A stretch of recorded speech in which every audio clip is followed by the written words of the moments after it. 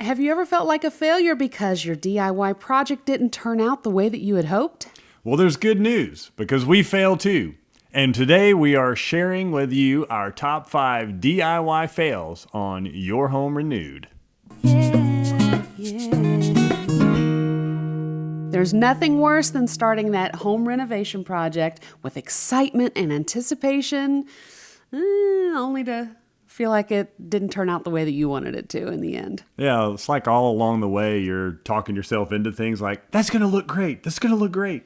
And then hoping it will, and then later you're like, oh, that doesn't look so great. Okay, but let's talk about how much later. I mean, I don't know if we've ever done a project that we completed it and we went, I wish we wouldn't. Yeah, we live in denial for a lot longer. I think that, maybe months or maybe a year might go by and we're like, maybe we could have done that a little differently. Yeah, it's not necessarily an instant regret. No. Yeah. We've not had that yet, but we have been looking back on other projects that we've done and yeah. Well, it kind of started with our kitchen. This is our first one we were going to talk about today because that's what's brought all this to mind, because we're in the middle of a kitchen renovation, and it's really the second kitchen renovation in that same kitchen since we've lived here. And I did have someone reach out and say, didn't you just redo that kitchen a little bit ago? Yes, we did. Yes, but we got to do it again because we are chronic DIYers and we can't stop. Well, and tastes change, and you as you live in a home, and we've talked about this before, as you live in a home, you get to learn the functionality of spaces better the longer that you're there. That's a good point. And so you may be like, I thought this would work, but actually I wonder if we did this over here.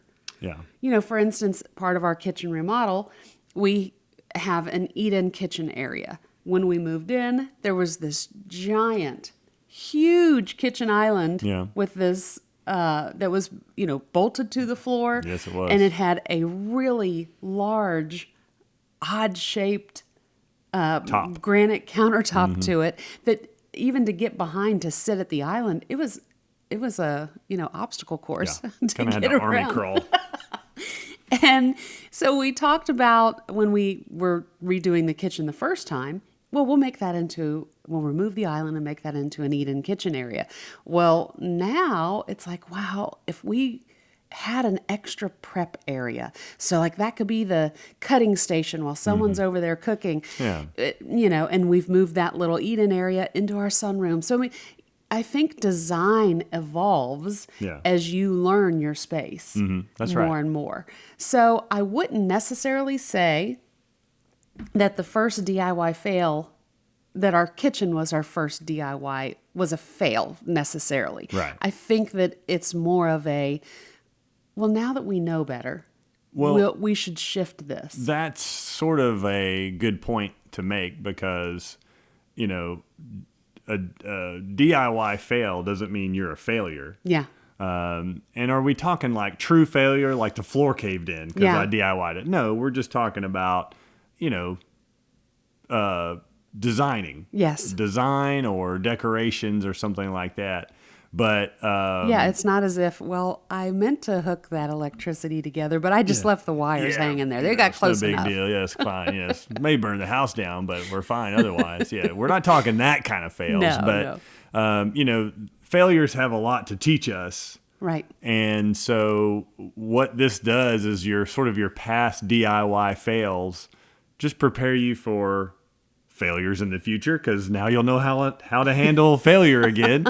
Right. But it also teaches you, hey, if I did have, how many times in life do you want a do-over? Like, I wish I could go back and take back those words I said, or not punch that kid right in the noggin. That's a whole, I'm sorry. Something deep just came out. But, if I could take that back. In the world of DIY, we can go back and take it back and go, nope, it was never that color. It was this color now, right. Well, speaking of kitchen DIY fail, I will say there was one fail. in our current kitchen that we're making over, Mm-hmm. and that was the paint that we chose for the cabinets. Yes. Mhm. We chose a paint that was not supposed to be used Yeah. for cabinets. Yeah. And I even spoke with the manufacturer, and they're like, yeah, I could have told you don't use it for Yeah. kitchen cabinets. So, that I will say that there Yeah. is a definite, we have to DIY. That was a Yeah. definite fail. Yeah. So for that's the kitchen. just going to mean more work this time around to remove that old stuff Right. and put new stuff on. It's probably Let's why just we're get taking new our time doors. Let's on just that one. Get new cabinets. Yeah. New cabinets are expensive. Thus, we DIY. So when we lived in a house in Tennessee, the previous owner was a DIYer, but it's the DIYer that we're talking about Yeah. that is the definite, oh my goodness, why did you do that? Like we had a phrase that we said, DI, why did you do it that way? Yeah. And we said it a lot. A lot. And we happen to know, it's fun when you know the name of the previous owner of the house because his name gets cursed, a couple of times a week. That's right. Jim! Or whatever it was. I We don't were know. we were making over the pantry, didn't even pay attention, looked up to paint it. I mean, you don't look at these things when you're buying the house. Yeah. And in the corner, I guess a mouse had chewed a hole, and his solution was to put a ball of tin foil with shipping tape to Yeah. hold it in place to keep the mouse from continuing to eat it. You go in there to cut in some paint and you're going, there's tape there. Wonder why there's tape there. And then you pull it and you're like, it's attached to tinfoil. Hey, there's a hole. So yeah, that's pretty bad DIYing there. Yeah. So yes, you may start asking yourself, why did I do it that way? Right. Because sometimes that happens.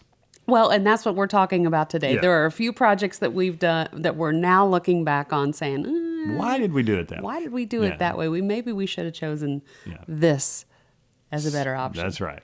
So in our Tennessee house that we were just talking about, where we have found the tin foil in the corner of the pantry, there was also an odd design. You would stand in the living room, and underneath the stairs, sometimes people will put a closet. There was a half bath.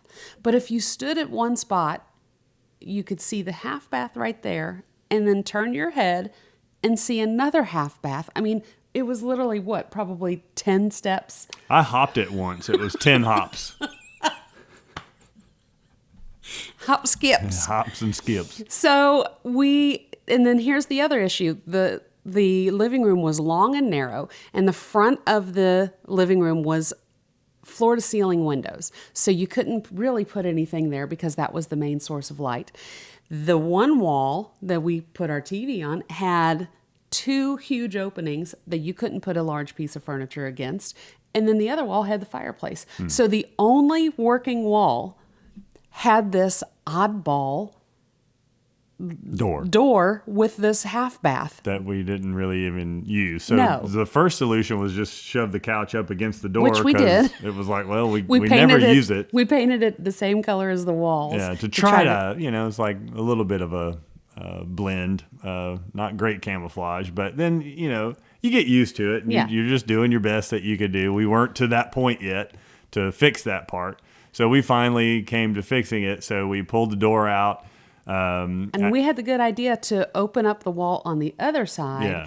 Which was our bedroom. right. And then that turned into a second closet. closet, a little small. So it was a good solution, Yeah. but then we had to fill in that hole where the door was with drywall and then the mudding. And then the mudding afterwards to try to blend it in. And I mean, it still looked like it had a bit of a frame around with that big clump the of wall, if you drywall. looked a certain so yeah, angle, just look, it's a straight little- on, you were good. But so yeah, if I could go back and do it again, I'd probably thin that mud out just a little bit and take my time, be a little patient. You know how you get in the middle of a DIY, your room's been a mess, your house has been a mess, and Yeah. you just want to get done, so you just slap the stuff together. Yeah, we all do it. Yeah. Okay, so let's start talking about this house. Okay. So those were the DIYs in the old house. We brought our DIY fails with us to this new house. Yes. Well, what we did is we brought us, Yeah. the the failures. Yeah, a couple of failures here. So in this house, there have been a few Yeah. that I feel like we need to readdress. And I think another closet Yeah. issue. What so is our deal with closets? I don't know. Well, we have a closet in our master bedroom that, I mean, we've got popcorn all over the place. And so we've done really good, almost scraping all of the popcorn. I mean, I think we just have, like, on one hand, a few rooms left.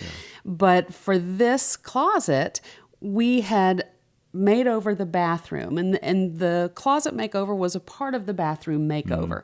And It was a large closet, so we're actually able to move some of the bathroom into the closet. So Right. it was a double function. So that's probably one reason why we chose to sort of cheapen out on the ceiling, because we had already poured most of the money into the bathroom redo. So you try to go, well, let me cut some corners. And, we did. So in the closet with the ceiling, we just didn't want to scrape it. And it kind of looked like the ceiling. We it noticed, actually does this. Yeah, everywhere in the house. It goes higher in the middle and it sags on the Yeah, side. the drywall work, at least on the ceiling in this house, is a little saggy, let's just say. Well, because we found out that the framing is not. Yeah, some of the joists up in the attic are too wide. They didn't do a great job of that. But anyway, so when we saw that curve, we were like, if we scrape it, we're going to see these big humps. So maybe let's cover it. So being that we did shiplap in the bathroom, we had a bunch of cuts of plywood. We did our own shiplap, so we cut plywood to make the boards. So we had a bunch of that left over, and I was like, hey, let's run that across the ceiling. We'll paint it white, and it'll look like a ceiling. Well, it turns out that it looks like the C, not the letter C, but the big blue wobbly thing. That thing. Thank you, Blackadder. Any Blackadder fans out there?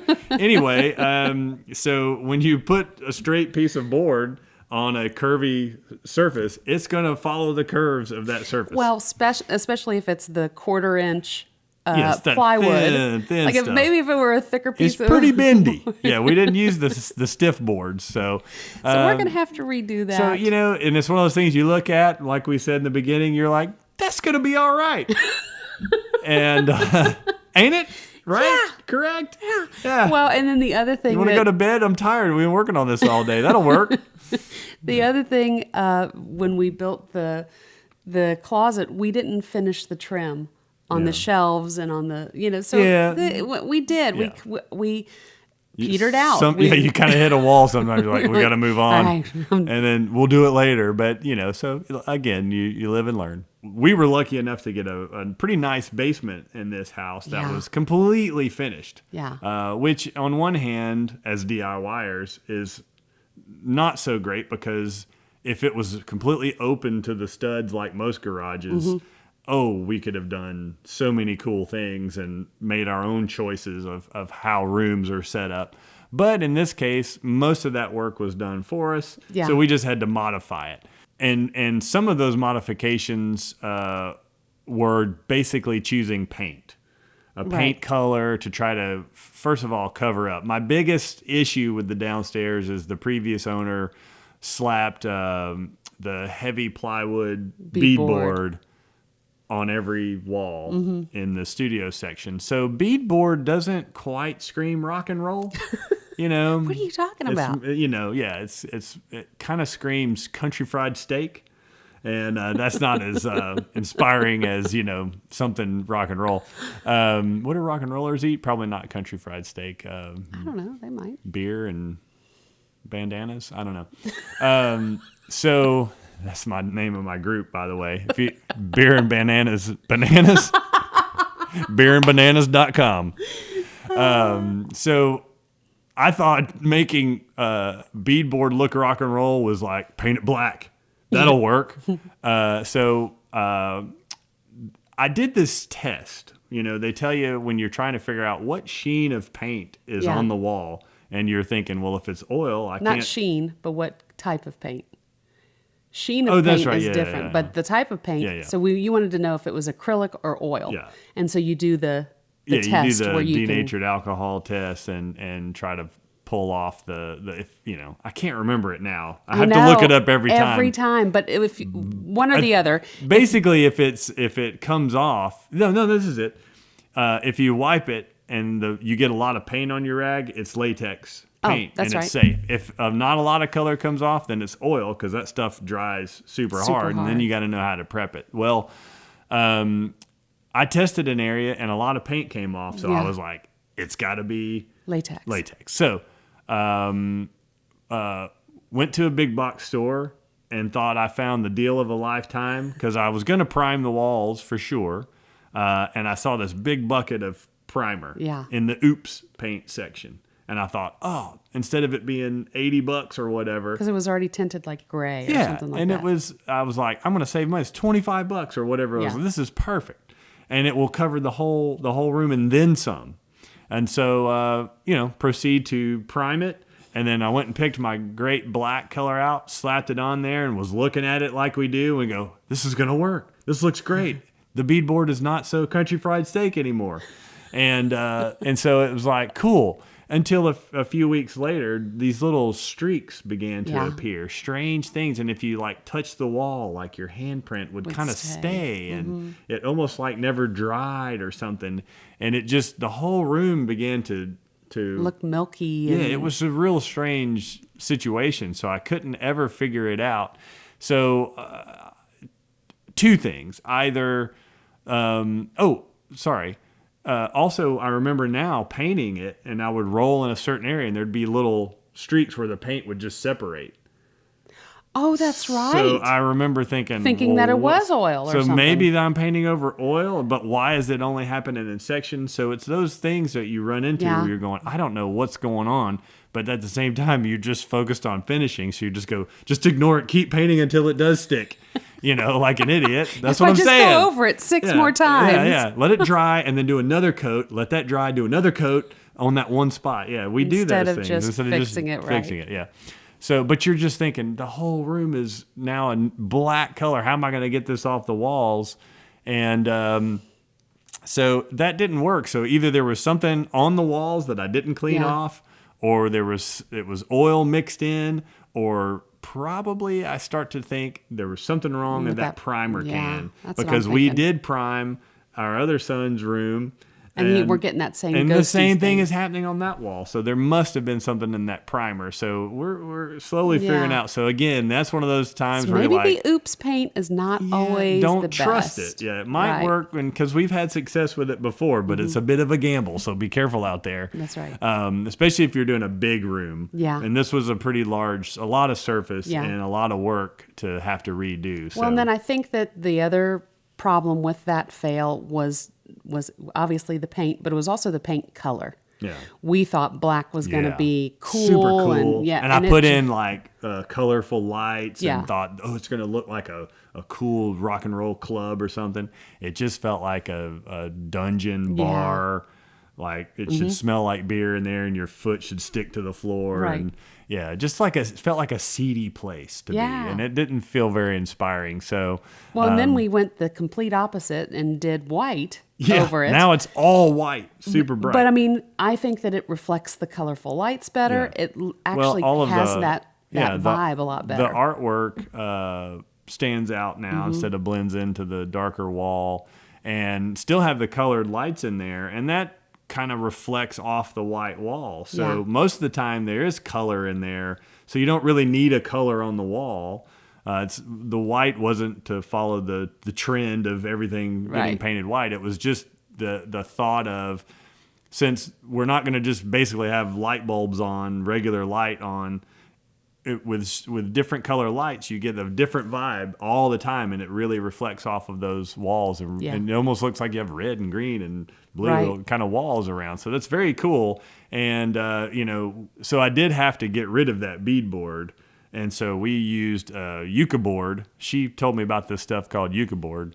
And I thought, okay, that sounds like a good plan. So we ended up just, instead of ripping all that plywood I know. out and having to dispose of it and all that, it felt like an easy move to just cover it. Yeah. And that really worked out. And so far I haven't regretted that one, because Right. it looks really good in there. All right, so the last room that we are going to talk about that had some DIY fails is actually my most popular post. Ooh, look at that. I know. Now, I would not say that this was a fail because the whole purpose of redoing this room was to save money. So we made over our son's bathroom, and this was right after we had done our own bathroom in our bedroom. And so we were demoed and tiled out. We were just like, okay, let's do another big bathroom remodel further down the road. So let's find something that will help in the interim, which it did work. I mean, it looked great and still actually looks really great. And we only spent $1,000 on the entire bathroom makeover. And, you know, we're really pleased. But on this side of it, now we are approaching 4 years later, and it's like, okay. Yeah. So now You look closely, you start seeing where some of the things we did. well, you're now starting to see. So I wouldn't necessarily call it a DIY fail, but the temporary fix is now failing. Yeah, like that's right, So some of we painted the tile, and some of the tile, which may be because we have a kid who likes to pick at things, and it's not. But some of the paint is discrete coming off of it. areas where there's. I think it's really just one tile where it's coming off, but the paint still looks good on the majority of the walls in there, and it does. It kind of doesn't look like painted tile. It still kind of looks like tile. It's pretty good, and though we deferred the cost at that time. We're going to be putting some more money into it now to kind of fix those things. Yeah. And so, you know, if I were to look back and I think, well, if we would have spent maybe $200, $300, maybe $500 more dollars, we wouldn't be revisiting it now. Right. But, you know, you at the time, probably an extra $500 would have just broken the bank. Yeah. And so you just can't. So you just go with it. Well, and let's not forget, it was also, we did not want to mess up with disposing of the tile and what do we do with the tub and, you know. Yeah, there's a lot of factors that go into that. So it's not just a financial decision. And so, I mean, we saved a lot of money by buying secondhand shower doors. Yeah. Which is kind of a risk too, because everybody's opening is a bit different. That's why you have to cut that top piece, the railings and stuff, to fit your space, you know. And so everything luckily fit, and you know, you get the dimensions and everything, but then that top cap, there must have been something wrong with that guy's shower, because his walls must have come in come in at an angle at the top. Yeah, because the top piece is cut shorter than the bottom track. Yeah, the bottom track fit perfectly. Yes, I mean, perfect fit. And so we thought that was weird, but you know, so how do you do that when you've got like almost 2 inches off the back end? So it's like that top track can slide either way. So we just thought, well, what's the most visible? The front end is the most visible. You can't see the back end. So the big spaces in the back, you really don't notice it unless you were to lean over the toilet and look. So it's pretty easy to hide, but it's one of those things that kind of nags at you. Like you're like, yeah, that's not a perfect fit. We want it to be nice. So, and they were silver.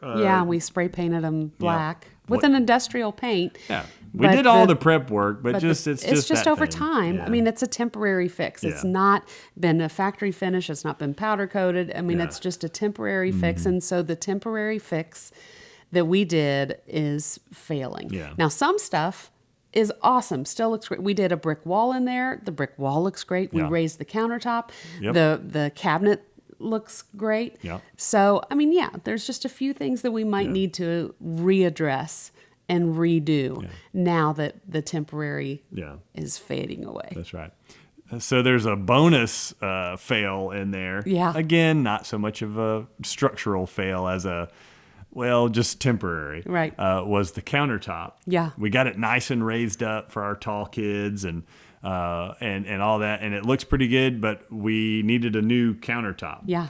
And we repurposed Yeah. one from our pantry area. Yeah. and it was like a not big- long enough, so we had to. Had to piece it together with another piece of plywood, and we didn't have to worry about the seam because we put a giant marble sticker Yeah, on the top of it. And heavy it- duty. Yeah. The sticker has actually held up. It's not incredibly yeah. well. But again, a little nagging thing in the back of your head where you're like, it's a sticker, but and you can kind of see the seam where the two Yeah. woods meet. So it's like, it's that kind of stuff where you go, oh, this has given us such a bad name. Right. But it's the things that you do and it, to save money at the time. But yeah, it's probably, we're going to have to get grown up one of these days and put in an actual, countertop and everything. Right.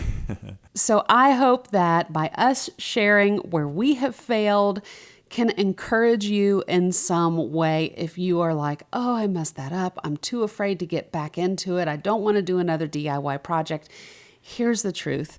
You're going to fail again because that's just life. I mean, we can't do things perfectly. Yeah. In fact, I don't even think contractors can do things perfectly. No, they don't. So- Have you been watching and that's all. online videos of inspectors coming by? Yeah. They're pretty scary. That's right. And you're paying lots of money for Lots those of money. fails. This fail. That's a whole these- episode yeah. within itself. These fails are pretty forgivable for, That's right. for yourself. And two, it's like, I mean, imagine if we failed at something and just said, you know what, I can't do that again. That's and, right. And it was walking.